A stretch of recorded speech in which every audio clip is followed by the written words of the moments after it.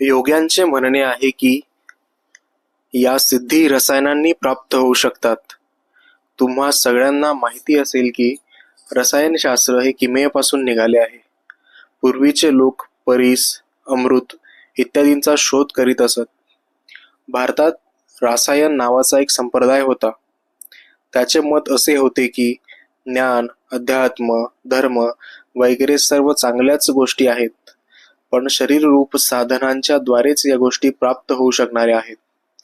जर शरीर वरचेवर नष्ट होऊ लागले तर ध्येय प्राप्तीसाठी तितकाच जास्त वेळ लागेल.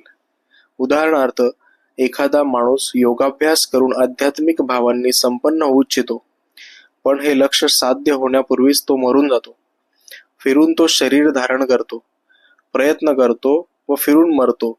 याप्रमाणे जन्ममरणातच त्याचा पुष्कळ काळ निघून जाईल.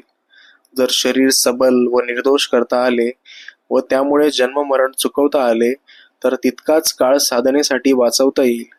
म्हणून रासायन संप्रदायाचे असे मत आहे की प्रथम शरीर मजबूत करावे,